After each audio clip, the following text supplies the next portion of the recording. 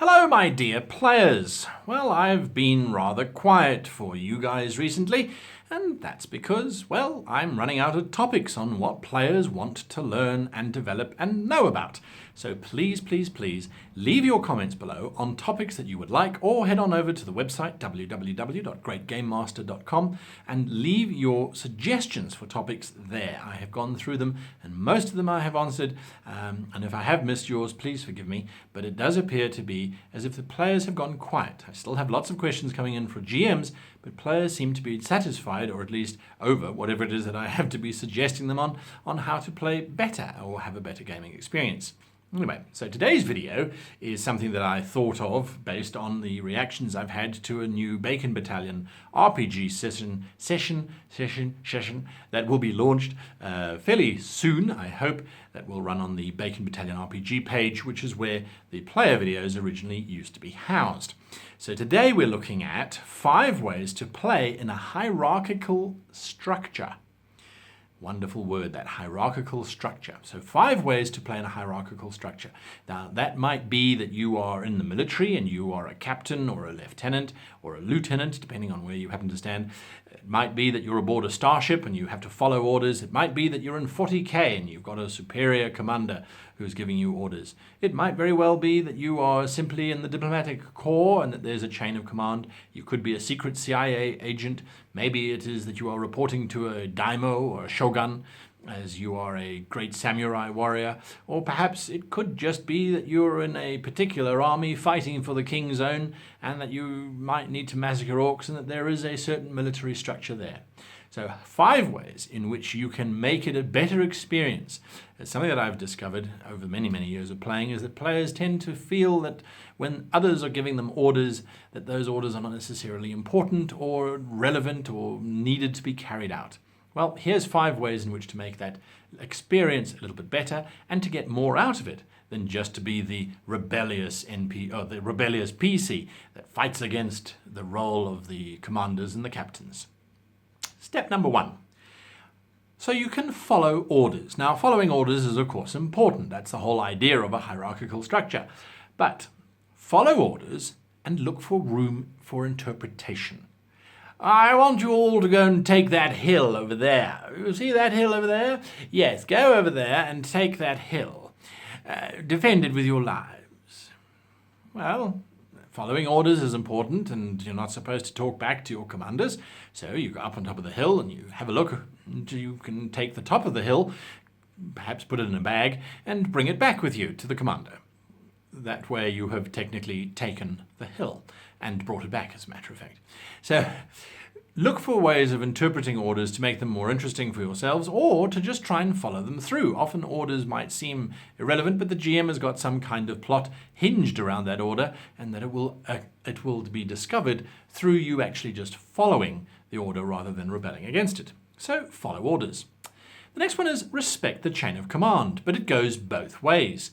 So if you are a sergeant, or perhaps you are a captain and there is a commander giving you orders, remember to be proper, to salute, and to make sure that you are being appropriately polite and using the necessary terminology. Yes, sir, or ma'am, or commander, or however you need to address the individual.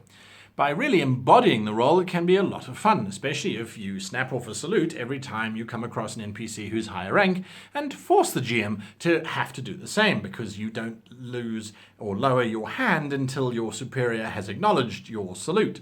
So it becomes something that you can have physical fun with, as well as then, of course, making sure that you're following the chain of command. It'll make your game feel as if it's more involved, as if you're more involved in the game. You can deliver on mission goals. Now, I know this sounds very strange, but I've had so many players whose characters have picked up missions, and then they go off and they forget all about the mission. Sometimes it's good to write down the mission parameters and then follow through on them. It can be incredibly satisfying to actually get a mission done, rather than to, oh, squirrel. Oh yeah, we did have a mission that was supposed to be quite important to happen now, and we've forgotten about it, and it's 3 weeks late and we're on the other side of the continent. Oops. So, if there's a mission that's been given, do it. And you might actually find that it's rather entertaining. So sometimes it's just about getting stuck in rather than fighting against the chain of command. Now, the next 2 points are, in my opinion, the most important. And the first one is use your teammates for the roles they're supposed to fulfill. Now, again, this sounds like the rest of the video, which is, well, duh, obviously. Well, not necessarily. Most of the time, players, when they're on missions, try to solve the missions on their own. Or if they get wind of something and they go, I can go and investigate that quickly while the rest of my party is asleep, they do. Now, that's not very good role-playing to begin with, because you're not including the rest of your party, but at the same time, when there is a mission that involves stealth and you're the paladin, maybe just because you happen to have seen someone, a better course of action would be to call the thief over to go and follow along rather than trying to do it yourself. Or follow along with the thief, that way, you can make sure that it doesn't succeed so well and that there's complications as a result. Either way, you should be involving your fellow teammates for the tasks at hand. If there's an intelligence officer and there's something that needs to be solved, turn to the intelligence officer. Don't try and solve it yourself. Rather, try and provide support for those who should be trying to solve that problem, and if they're not, try and focus them on that problem. And then finally, teamwork.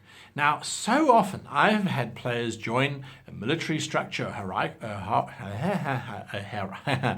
hierarchical structure, or just form a party, and then never spend any time whatsoever trying to work out battle tactics. It's sort of left to chance that, the security officer will fire off this weapon whilst the medical officer keeps him alive. No one makes it an explicit attempt to actually work out the best way to engage in combat. Now, that might sound like it becomes fairly mundane and fairly boring. Well, in one way, yes, it might, but in another way, that's how teams operate. If you are better at seeing things than you are, well, you go ahead, scout around, and you stay behind and you provide a different kind of support. So it's about utilizing your fellow players, and that's what the hierarchical structure is all about. Now, as a bonus piece of information, the other important thing is if one of the players, characters within the party has rank over you, by all means, there is a camaraderie and a fellowship that comes from being in the same pod, group, cell, away mission, whatever you want to call it. Yes, there is a certain familiarity that happens because of that. At the same time, if that person gives you an order, they outrank you, and you should follow it. You might voice your opinions. You might say, "Permission to speak freely, sir." In which case, hopefully the player will say, "Yes, of course, granted," and then you can voice your concerns. But ultimately, one of the rules is you must follow the chain of command, and that means listening to, even if it's a player who's in charge, listening to that player and fulfilling your duties as if you were actually there. Now, that's the important thing. Hierarchical structures exist on Earth everywhere. It's very seldom that you'll find a situation with a large organization, or even a small one, where there isn't some kind of boss followed by minions. And the minions just sometimes have to suck it up and say, "Yes, boss," and off they go and do whatever it is that needs to be done. Later on, the powers that be can shift around, and, lieutenants always slip down treacherous hills with weights tied around their necks to cause a instantaneous snapping by suicide or something like that. Those always happen. Anyway, until next time, hit that like button, hit that subscribe button. You can join us on Patreon for more of these kind of discussions. We've got Facebook exclusive content as well as additional videos just for our Patreons. And if not, I wish you the very happiest of playing.